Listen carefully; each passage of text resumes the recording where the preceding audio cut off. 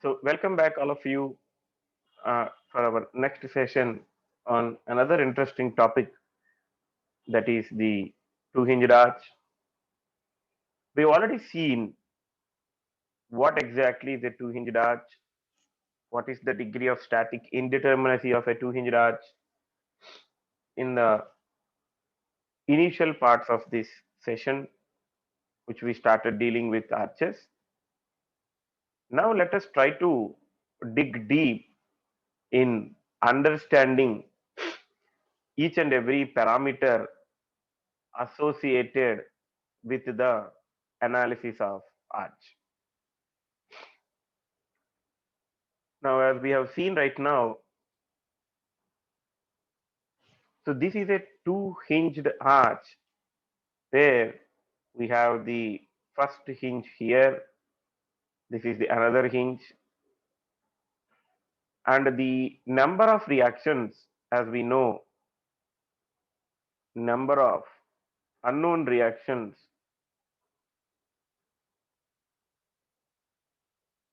is equal to 2 plus 2, that is equal to 4, that means R.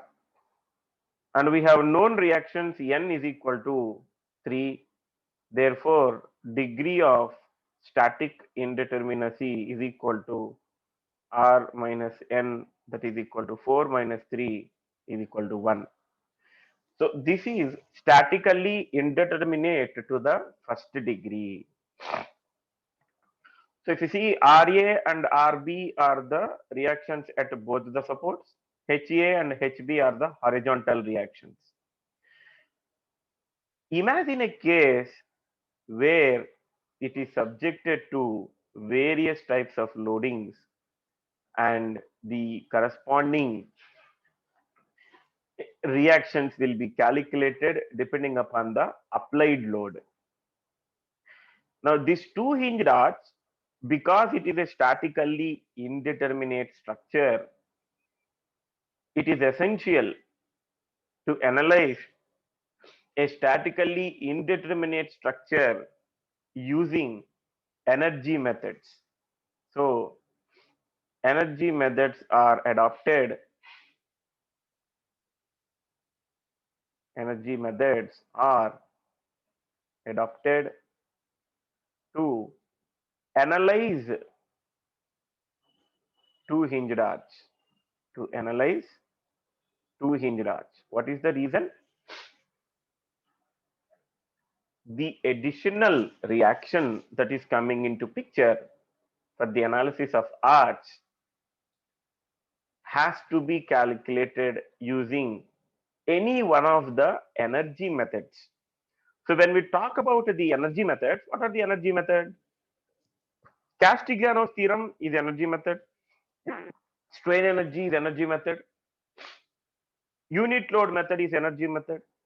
So we can use either Castigliano's theorem or unit load method. So what does Castigliano's theorem say? Partial differentiation of strain energy with respect to applied load is equal to deformation. Now, here, partial differentiation of strain energy with respect to applied load is equal to 0. This is called as theorem of least work. Theorem of least work theorem. So this is what we are going to apply, and this theorem of least work has been extracted with the origin in the Castigliano's theorem. Of course, there is a derivation for obtaining this expression, which we are not going to look into the current context right now. So now if you see this image on the right hand side, so this is the structure, this part 1 is the structure before the application of external load. And once the external load was applied, see what happens? This has been deformed to an amount delta. This has been deformed to an amount delta after the application of load. So now, if we want, so some amount of work is being done. The question is, Why didn't we use this sort of methodology or methods for a three-hinged arch? See, three-hinged arch actually is a statically determinate structure, and for a statically determinate structure, we already have the conditions that sigma fx equal to 0, sigma fy is equal to 0, and sigma mz is equal to 0. For any statically determinate problem, to calculate the basic shear force and moment, we just need to apply the equations of equilibrium. But when it comes to this statically indeterminate structures, apart from using the three equations of equilibrium, we need an additional parameter that would help us in analyzing the structure. Here in this case, the structure is arch.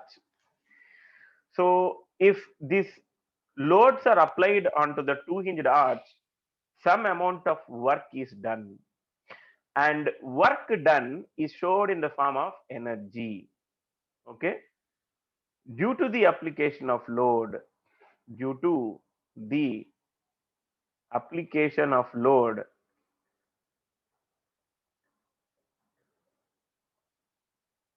work is done. Okay. Work is done. And that work is stored in the form of strain energy due to bending, because we have the bending phenomena for arch, strain energy due to axial force because we have the horizontal reactions acting, and the total strain energy of the arch is equal to bending plus axial force. So this is A and this is B. The total strain energy of the arch is equal to strain energy due to bending and strain energy due to axial force. So you can see that here. So that is given by uh, m square by 2ei into ds, p square by 2ae, and the total strain energy. We have already derived these expressions for the calculation of strain energy. So now in this unit, before we started, the first concept that we have studied is the strain energy. So where are we using it now? We are using the strain energy concept for the analysis of two-hinged arch. Now, if we resolve any given section of a two-hinged arch, it is generally divided into three categories. One is the normal thrust that is acting, okay, axially, and this radial shear or shear force, and a moment. So any arch, two-hinged arch, at any given section is divided into three components: normal thrust, radial shear, and bending moment. As I said, according to the principle of least work, according to the principle of least work, which is an extension to the Castigliano's theorem, the formula to be used is partial differentiation of strain energy with respect to redundant reaction. This you have to listen carefully. So now what's happening here is we have a two-hinged arch. Okay.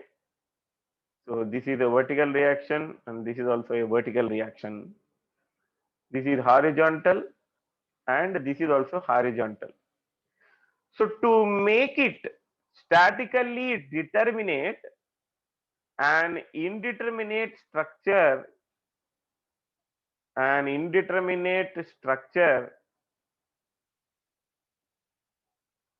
can be made determinate, can be made determinate by choosing any one of the reactions as redundant. Any one of the reactions as redundant. So what do you mean by choosing any one of the reaction? Redundant means it is not required for the analysis to make it simple. In order to make the overall analysis simple, when will this overall analysis become simple? When we try to assume that the structure is statically determinate. So if the structure is statically determinate, then the analysis process will become simple. That's where out of all four reactions, so see here, this is first reaction, second, third, and fourth. So there are four reactions, and we have three equations of equilibrium. And any one reaction we need not consider for the analysis, and that process is actually linked to the theorem of least work. So that redundant reaction in this case of two hinged arch is actually the H. So for a two hinged arch,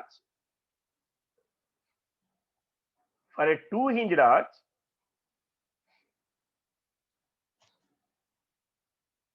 so for a two hinged arch, let us choose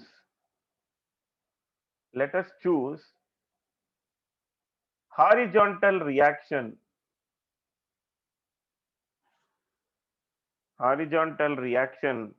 H as the redundant,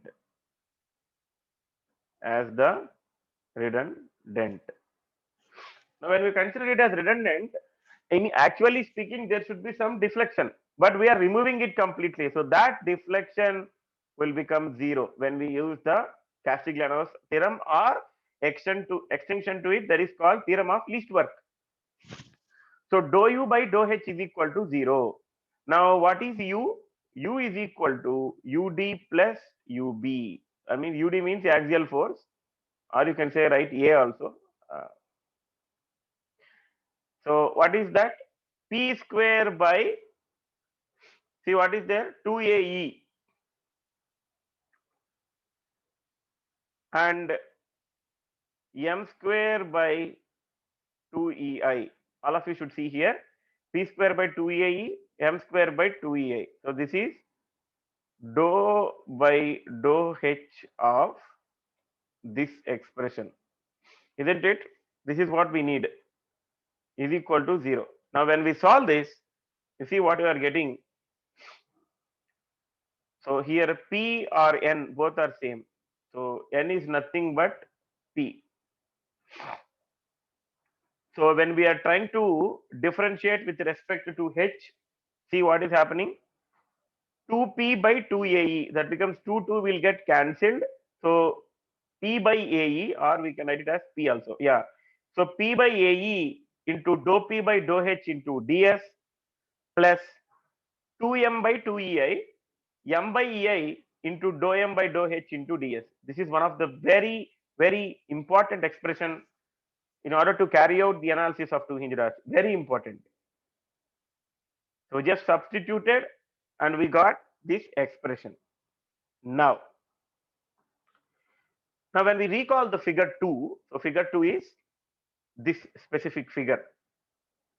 When we try to use this figure, where you can see that there is a delta here because of the reflection after the application of load, if we replace hinge at B with a roller support, replace the hinge at B with a roller support. Okay, very good. See here.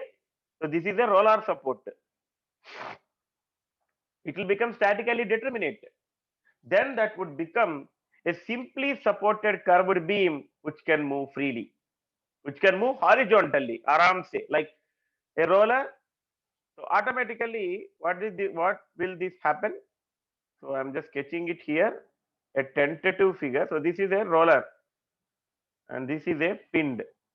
So this will have, this is like a simply supported curved beam, which can move horizontally. Okay. Now let m naught and n naught be the bending moment and axial force at any section of this specific curved beam. So at any section, at any given section, the bending moment and the axial forces are given by m naught and n naught. Now when we see this figure, so this, if we cut a section, m naught will be RA into x. So RA into x. So this is the expression that we got from this. Okay.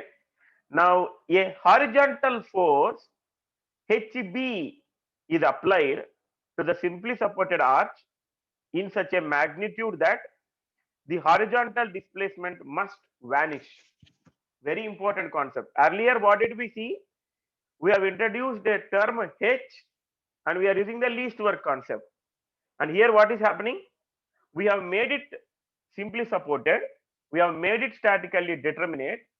Because we made it statically determinate, the arch can move. But is the movement allowed? No, not allowed. Therefore, a counteracting force HB is applied at the roller. A counteracting force HB is applied at the roller. Now, what will be the bending moment now at any section D? So, m naught minus h into y, like three-hinged arch expression. So, for any given section, the total bending moment will be m naught minus h into y. This is similar to what we have done in the three-hinged arch. Okay. And what is m naught? RAX. Now, moving forward, the axial force at section D,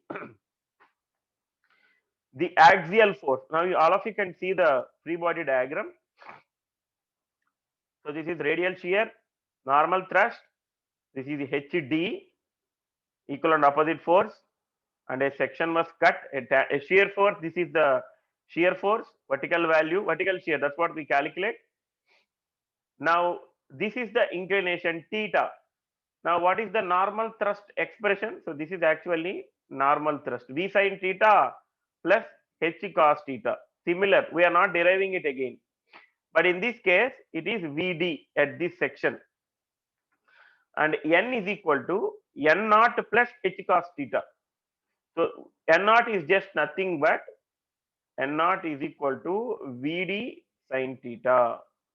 VD sin theta. Now, on differentiation, so if you try to differentiate, dou m by dou h is equal to, okay, we are trying to differentiate dou m by dou h. Okay. So, what is the moments we have got? So, one second. Yeah. So, when we try to, you will get the value of minus y. You can see that in the previous case also, we have the moment and the corresponding expressions associated. See here. So, m is equal to RA into x minus h into y. Now, dou m by dou h is equal to 0 minus y, that is equal to minus y. That's what we have obtained here. You see here minus y. Dou n by dou h is given by just cos theta, this expression. So, we got dou m by dou h, we got dou n by dou h. This is equation 2. Now, let us go back to equation 1. See here, we got dou m by dou h and dou n by dou h. So, m by ei into minus y and p by ae into or n by ae into cos theta. While substituting that, you will get dou u by dou h is equal to m naught minus hy into minus y by ei ds plus n naught plus h cos theta by ae into cos theta ds is equal to 0. We have just substituted it. Now, you see dou u by dou h, and from that, if you want to get h value, you need to integrate it. So, once of you integrate it, you will get the expression as this. So, this is the formula for the calculation of horizontal thrust. Calculation of horizontal thrust for a two-hinged arch. Very, very important. Very important, this one. Okay.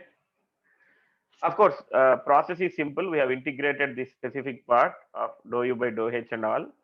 But now when we try to assume that it is axially inextensible, so you already know what is extensible and what is inextensible.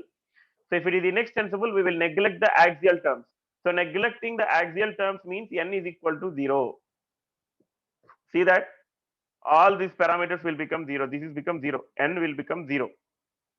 So therefore, you have the expression that for the calculation of horizontal reaction, integral m naught y by ei by integral y square by ei into ds. And what is y? Y is equal to 4hx into L minus x by L square for parabolic arch. For parabolic two-hinged arch. Same, you need not even calculate further. So integral y square means you need to use this equation, integral y square. That's what we have to do while solving problems. Now, if the arch has same cross section, then EI and EI will get cancelled, and simply it is my integral my ds by integral y square ds. So what is already m naught? Ra into x, or moment at any given section of the arch. So this is how we need to arrive at the expression for the calculation of horizontal thrust in a two-hinged arch. So we have got the reactions Ra, Rb and the horizontal thrust. Once we know Ra, Rb and H, it is easy to calculate normal thrust. V cos theta plus H sin theta, radial shear V sin theta minus H cos theta, and bending moment at any given section. So from this, we will conclude that so normal shear, normal thrust and radial shear, normal thrust and radial shear expressions are similar to three-hinged arch. Okay. So same concepts will be used. Substitute the expression and get the values. And remaining procedure is same. So how do we differentiate now between two-hinged arch and three-hinged arch? In a three-hinged arch, H is actually directly calculated by taking the moment at the crown. Here we cannot take like that. We need to calculate H using this process. It's a tedious process, like lengthy procedure, but ultimately after getting the H, we will solve the problem. So what is the procedure now? So procedure is calculate reactions, then calculate. So this is vertical reactions, VA comma VB, and calculate H using the expression. So for this, you need to calculate moment at various sections of arch, because we have got my into dx, my, see here, because we have got m into y, and then we need to calculate integral y square ds, where y is equal to 4hx by L square into L minus x. Third step,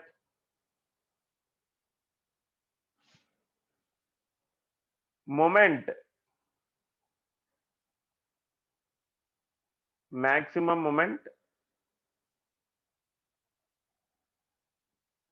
under any given section. If asked, you should calculate. Fourth step, normal thrust. And fifth step is radial shear. Done. That is the procedure for a two hinged arch. Everything is same, but the only step that is different from three hinged arch, that is different from three hinged arch, will be this step alone. Okay, so we have to be careful in doing that. And so this is the difference between two and three hinged arch, this specific step alone. So in the coming classes, in the next session, we will try to solve the problems associated with the two hinged arch. So thank you all, and see you